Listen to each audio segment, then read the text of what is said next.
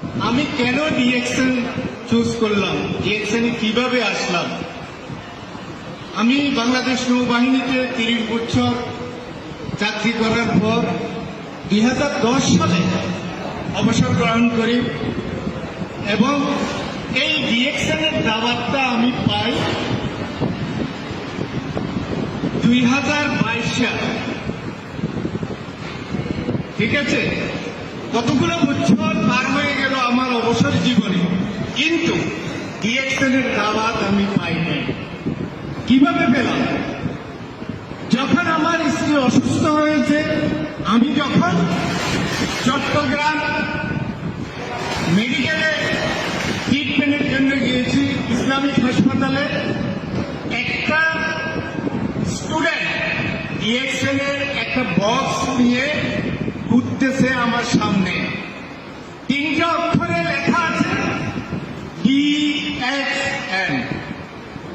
ছেলেটাকে আমি ডাকলাম, আঙ্কেল এই জিনিসটা কি? বলতেছে যে এটা মালয়েশিয়ান একটা কোম্পানি, গ্যানোডার্মা মাশরুম মিশ্রিত প্রোডাক্ট। মাশরুমের প্রোডাক্ট দিয়ে এই আইটেমগুলো, পণ্যগুলোকে তৈরি করা হয়। এখন গ্যানোডার্মা মাশরুমটা কি তখন তো আমি জানি না। মাশরুম বলছে, মাশরুম আমি চিনি। সম্ভবত আমরা আমাদের গ্রাম অঞ্চলে ব্যাঙের ছাতা বলে আমরা চিনি, যেটা মাশরুম। তার কাছ থেকে গল্পটা শুনে আমি তার অ্যাড্রেসটা নিলাম, বললাম যে অফিসটা কোন জায়গায় আঙ্কেল একটু বলো আমাকে।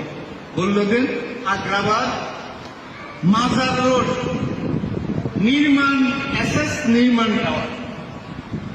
আমি আমার স্ত্রীকে ডাক্তার দেখালাম, নিউরোলজিস্ট।